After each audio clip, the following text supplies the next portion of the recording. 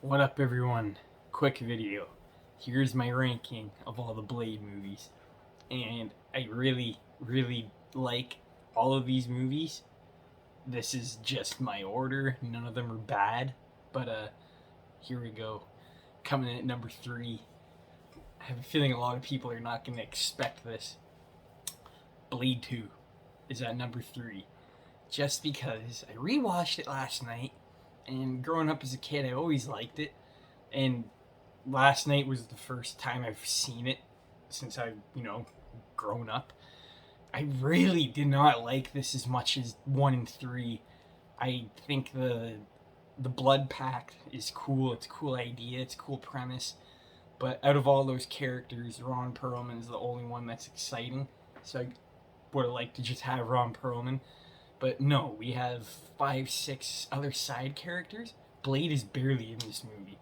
He fights at the beginning, and then as soon as they hit the rave party, Blade disappears, and it turns into a blood pact movie. And there's literally no Blade to be seen for literally a half hour, 40 minutes, and that's literally half the movie.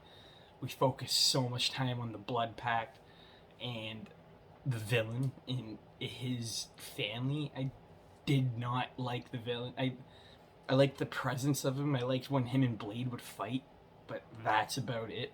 Every scene with Blade in this movie is dope, especially when he fights Ron Perlman at the end. It's just a one and done, quick, easy fight. But I really didn't care for the villain in this. Definitely not nowhere near as good as Dracula in the third one or Deacon Frost from the original. He doesn't have that much charisma. He literally just goes around and just bites people. All you know is that he's a different breed. That's literally it. There's no, I don't know. This movie just kind of felt rushed in a way.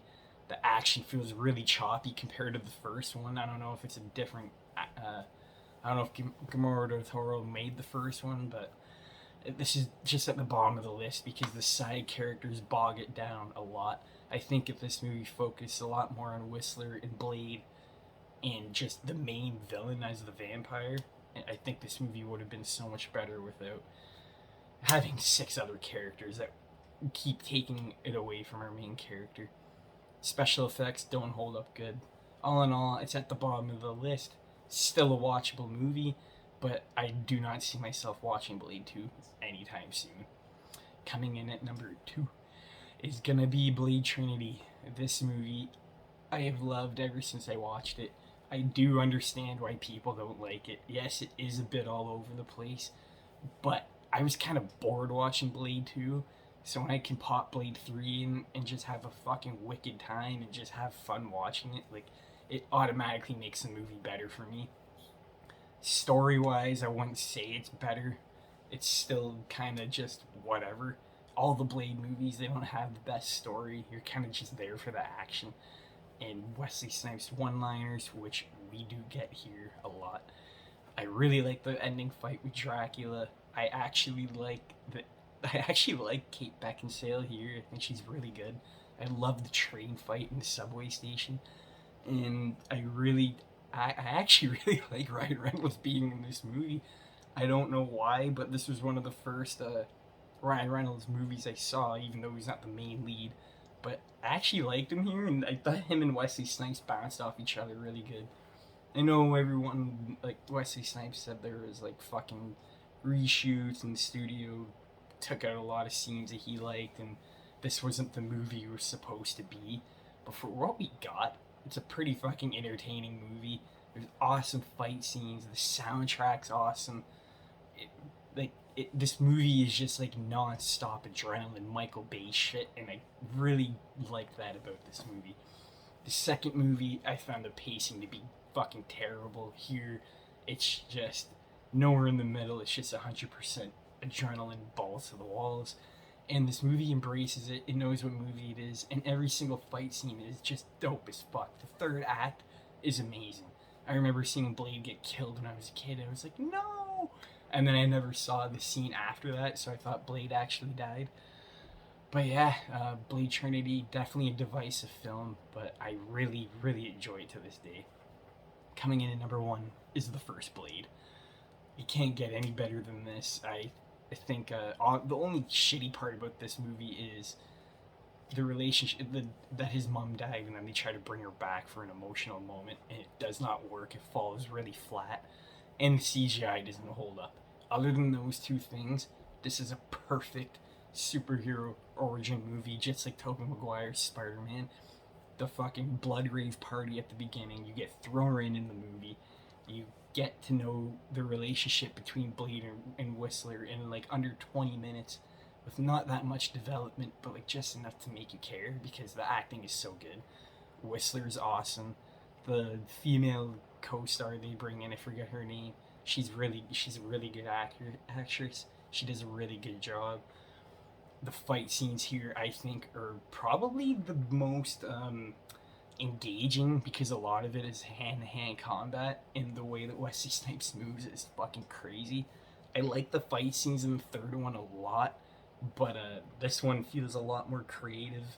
I like the settings that they used doing the fight, and like the glass. They're in like a museum, and there's just a room full of all glass. It's really really cool. And then the fight with Deacon Frost at the end was, I think, fucking awesome. It was way better than the fight we got in Blade 2 with the vampire. And I just think Deacon Frost is all around a better villain than the guy from Blade 2 or Dracula. I like Dracula, but I've always liked Deacon Frost. I always liked his cocky attitude. He's a bit of a, he has a bit of a human side to him, so you can kind of engage with him a bit more. And I just really like the way they did all they have a couple of other small villains that work for him that come and go throughout the story, and I like them all. I really wish people would stop saying Blade 2 is the best one, because to me it's really not. But if you haven't seen any of these, you should definitely go watch it. Blade 1 just has everything. It has the storyline, it has the emotional moments, it has the soundtrack, it has the awesome characters. The movie's like only 2 hours, it's not even that long. Like, I love it. Everything about it. It's very simple.